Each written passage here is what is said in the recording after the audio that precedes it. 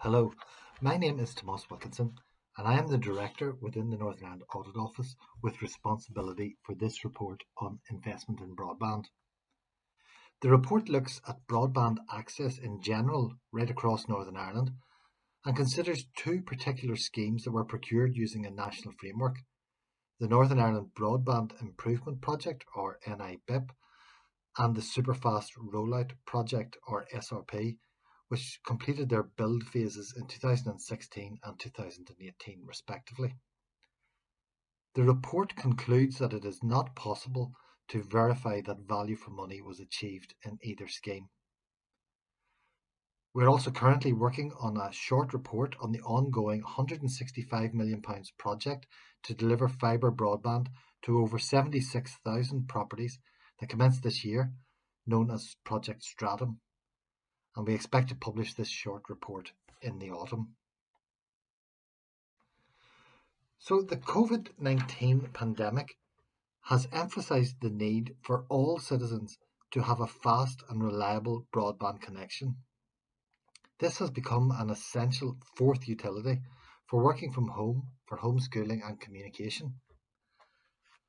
And part 2 of our report compares how our broadband access in Northern Ireland compares across the UK between 2011 and 2020.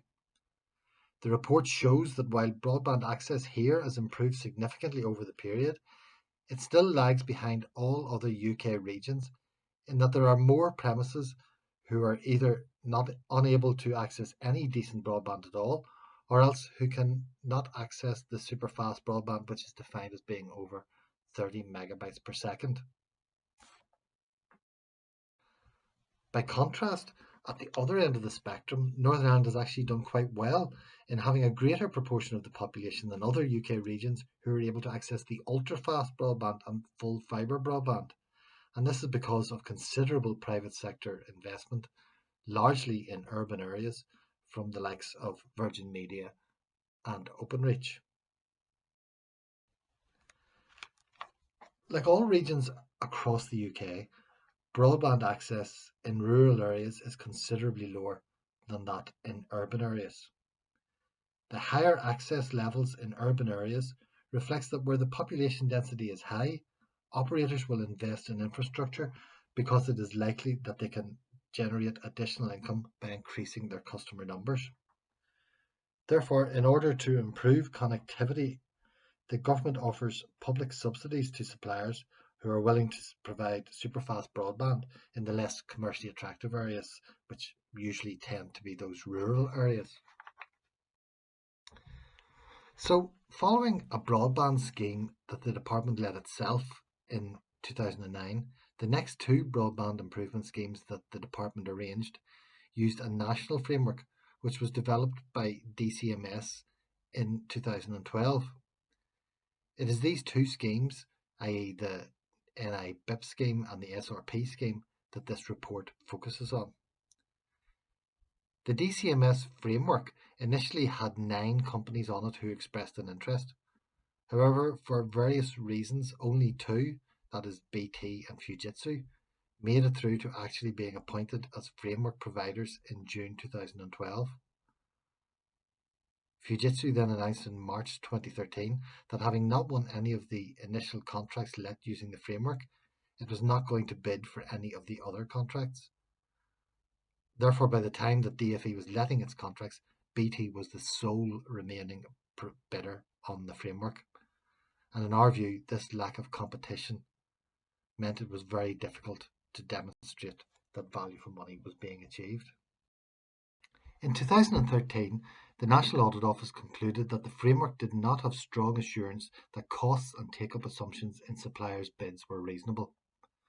Following this, in September 2013, Westminster PAC concluded that a reliance on self-certification by BT did not represent an adequate control. And 2 years later, in 2015, the National Audit Office acknowledged that there had been some improvements made to the framework and the central team in government, which had strengthened its value for money team. However, even with these improvements, we agree with the conclusions of the National Audit Office that there was insufficient assurance that BT had priced the contracts economically. The Northern Ireland Broadband Improvement Programme was the first broadband programme run by the Department for Economy under the new government framework, and the build part of the project was completed in 2016. The department initially anticipated that the NI BIP would provide improved broadband across more than 117,000 premises at a cost of around £19.3 million. However, BT's initial bid of only 46,000 premises seeing an improvement in their broadband service was substantially below the department's original expectations. The actual number of premises improved under the NI BIP was even less, with eventually only 37,500 premises being provided with an improvement in their broadband, albeit at a reduced cost of around £17.7 million. And given the shortfall in improvement across the premises, we were unable to conclude that the Northern Ireland Broadband Improvement Programme represented value for money. The second programme run by the Department for Economy under the framework was the Superfast Rollout Programme, which had funding of around £14.1 million available and which hoped to provide an improved broadband service to almost 21,000 premises. In fact, in its bid, BT indicated that along with its own initial investment of £3.3 million, it could provide superfast broadband to almost double that amount at 42,100 customers. The department has not yet been able to confirm details of the final project outcomes and costs, as it is still working through completing the final stage assurance processes. In the absence of these figures, we were therefore unable to conclude on whether the SRP had achieved value for money. In the contracts let under the framework, it is possible to claw back funding if the contractor spent less than it had expected, or if more customers than expected took up the improved broadband service. On both the NI BIP and SRP project, the department had expected the take-up to be around 20%, but in fact, for NI BIP the actual was 66%, and for SRP it currently stands at around 33% and is likely to rise further. Because of this higher than expected take-up, it is estimated that around 14 million of the total investment of £35 million may be recoverable from BT. And we welcome these clawback arrangements that have been put in place, but we do have some concerns that the high take-up rate shows that the projects may have been sufficiently commercially attractive not to have required subsidy in the first place, and that therefore the public support should have been directed to other more needy areas.